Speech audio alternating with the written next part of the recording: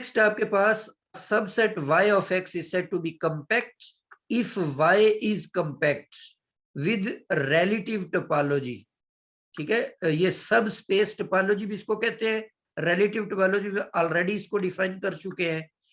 तो बतौरे relative topology जो subset होगा वो उस जो रिलेटिव टोपोलॉजी बनेगी, सब स्पेस टोपोलॉजी बनेगी, उस लिहाज से वो कॉम्पैक्ट कहलाएगा। अच्छा, यहाँ पर ये एक हैने-बोरल थ्योरम है, वेरी इंपॉर्टेंट, रियल एनालिसिस के अंदर है, वहां पर भी हम इसको पढ़ेंगे। यहाँ पर भी मैंने इसकी स्टेटमेंट लिख दी है कि every open cover of a closed and bounded interval contains a finite सब कवर। ये हैने-बोरल थ्योरम की स्टेटमेंट है कि कोई भी आप रियल लाइन के ऊपर क्लोज्ड इंटरवल लेते हैं तो हमेशा उसका कोई भी ओपन कवर जो होगा वो उसका फाइनाइट सब कवर एग्जिस्ट करेगा। ठीक है, तो इसका मतलब ये जो क्लोज्ड इंटरवल होता है आर का जो सबसेट है ये हमेशा कॉम्पैक्ट होता है because it is closed and bounded. अच्छा, ये आगे थ्योरम वैसे पहले लिखना चाहिए था। जब भी आपने सेट ऑफ रियल नंबर के किसी सब सेट की कंपैक्टनेस चेक करनी है तो आपने सिर्फ दो चीजें चेक करनी है, एक ये कि वो सेट क्लोज्ड हो, दूसरे ये चेक करने हैं कि वो सेट बाउंडेड हो। अगर ये दोनों चीजें उस सेट में पाई जाती हैं तो फिर वो जो सेट होगा वो कंपैक्ट होगा। अब ये सेट क्लोज्ड इंटरवल जो होते हैं रियल लाइन में वो क्लोज्ड सेट होते हैं। दूसरी बात, इसका लोअर बाउंड ए है और अपर बाउंड इसका बी है, तो ये बाउंडेड भी है और क्लोज्ड भी है, इसीलिए ये कंपैक्ट है। ये वाला जो सेट है ये बाउंडेड तो है, इसका लोअर बाउंड ए है, अपर बाउंड बी है, लेकिन ये सेट जो है ये कंपैक्ट सेट नहीं है। क्यों? उसकी वजह ये है कि ये क्लोज्ड नहीं है, तो क्लोज्ड ना होने की वजह से ये जो सेट है ये बाउंडेड नहीं होगा।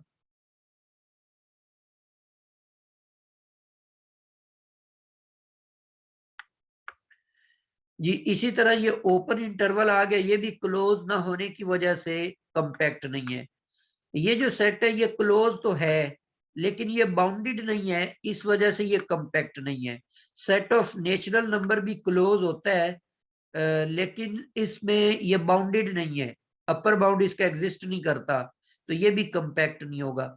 लेकिन अगर आप एक फाइनाइट सेट ले लेते हैं तो आपको याद होगा कि ये हमने पढ़ा था कि फाइनाइट सेट्स जो होते हैं वो सेट ऑफ रियल नंबर में क्लोज्ड होते हैं, तो ये क्लोज्ड है और बाउंडेड भी है। इसका लोअर बाउंड इसका इन्फीमम जो है वो 1 है, सुप्रीमम इसका 100 है, तो ये बाउंडेड भी है और क्लोज्ड भी है, इसीलिए ये फाइनाइट सेट जो होगा ये क्लोज होगा।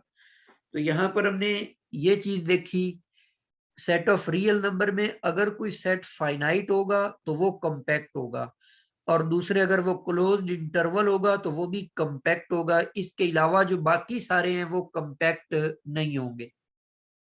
सिर्फ ये दो तरह के जो सबसेट्स है आर के वो कंपैक्ट होंगे, बाकी कोई भी कंपैक्ट नहीं होंगे।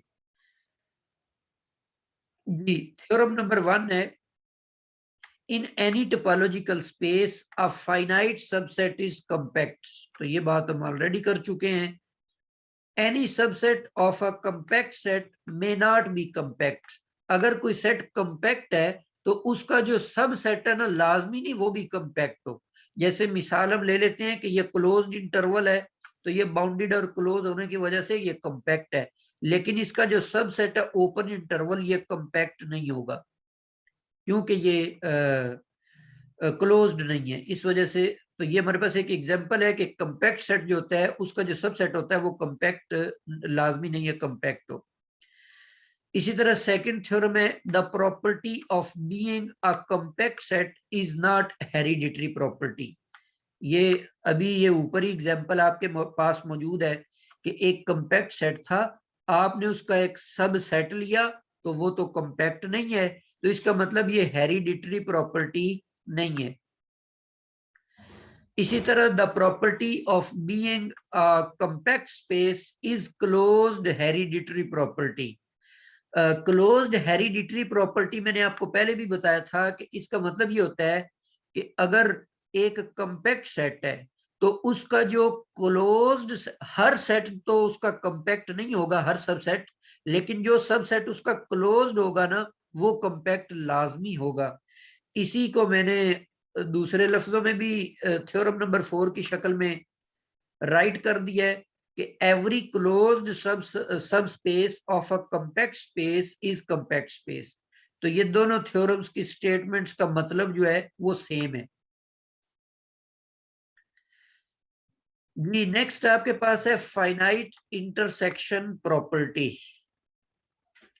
अ क्लास ऑफ सेट्स, इसमें आपने सेट्स ले लिए, तादाद में इनफाइनाइट है क्योंकि इंडेक्स सेट लगा हुआ है A1 A2 A3 A4 up to so on. इस सेट को इस set to have the finite intersection property. आप कहेंगे कि ये जो सेट है ये फाइनाइट इंटरसेक्शन प्रॉपर्टी रखता है इफ एवरी फाइनाइट सब क्लास, अगर आप इसकी कोई फाइनाइट सब क्लास ले लेते हैं तो उसके अंदर has a non empty intersection, तो वो जो फाइनाइट सब क्लास होगी उसकी जो इंटरसेक्शन है वो नॉन एम्प्टी हो।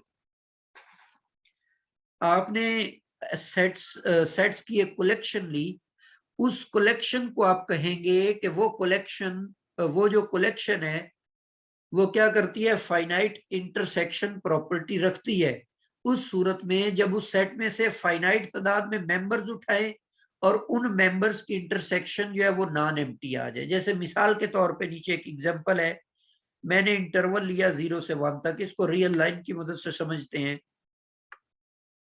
जैसे सपोज कर लें कि ये 0 है और ये 1 है, तो पहला इंटरवल मैंने लिया 0 से 1 तक, ये वाला पोर्शन। दूसरा इंटरवल मैंने लिया 0 से हाफ तक, तो ये बन जाएगा 0 से हाफ तक ये वाला पोर्शन। और इसी तरह 0 1/3 बनेगा ये वाला पोर्शन, और 0 1/4 आ जाएगा इतना सारा हिस्सा। ठीक है, तो इस तरीके की मैंने कलेक्शन ले ली।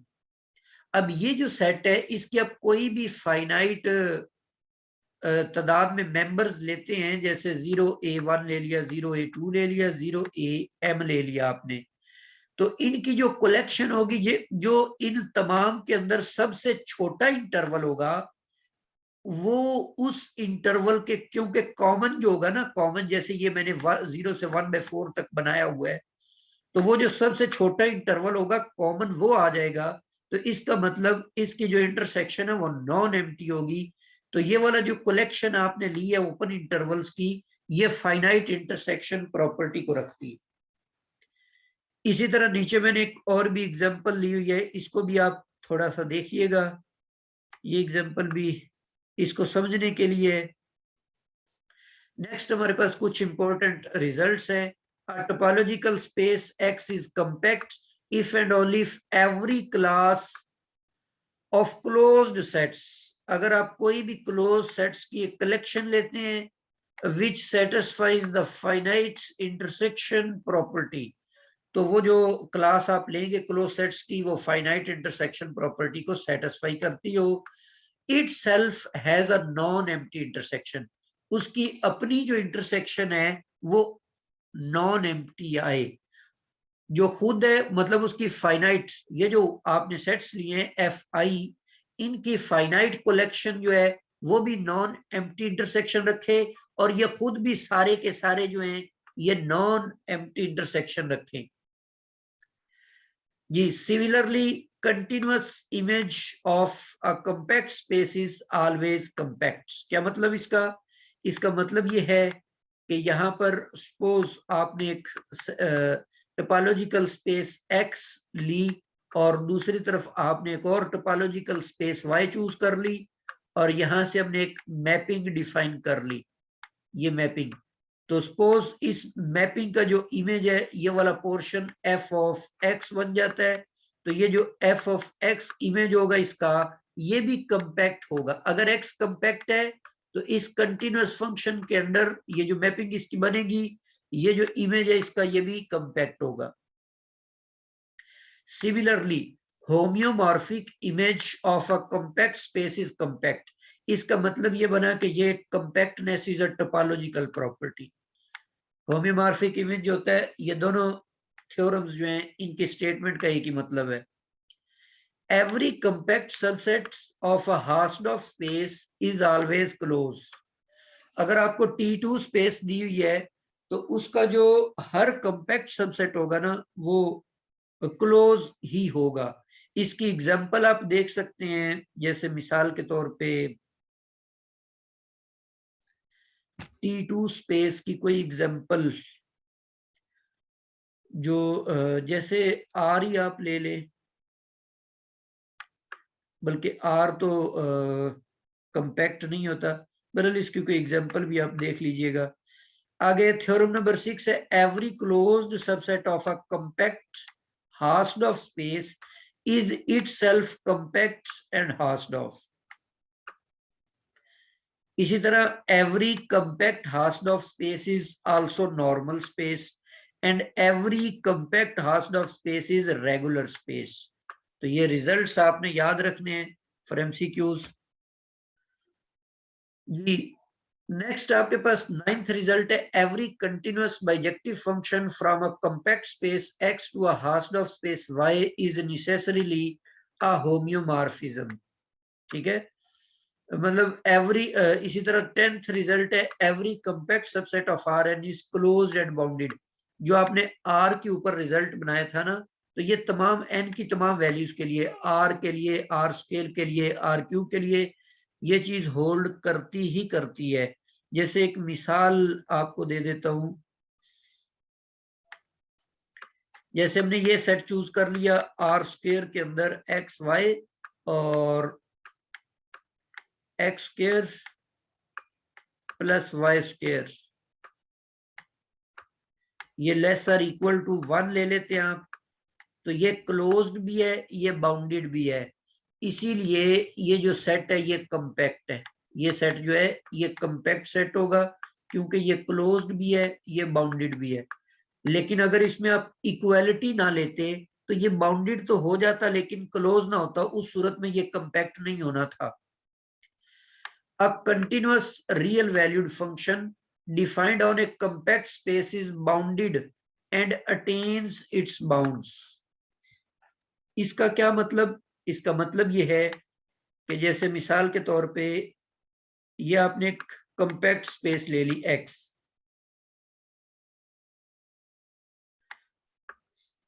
आपने एक फंक्शन डिफाइन कर लिया एक और स्पेस Y के ऊपर। अगर ये फंक्शन कंटिन्यूअस है और X कंपैक्ट है तो फिर इस फंक्शन का जो बाउंड्स होंगे, ये एक तो ये बाउंडेड भी होगा और फिर इसके बाउंड्स जो हैं वो भी इसके अंदर एग्जिस्ट करेंगे कंपैक्ट स्पेस के अंदर जी। Similarly union of compact subsets of a topological space is compact. अगर दो कंपैक्ट सेट्स लेते हैं तो उनका जो यूनियन होगा वो भी कंपैक्ट होगा। लेकिन इंटरसेक्शन के बारे में वैसे मैंने यहाँ पे नहीं लिखा, इंटरसेक्शन के लिए ये रिजल्ट होल्ड नहीं करेगा। ये कैमरा प्लीज अपना बंद कर लें आतिफ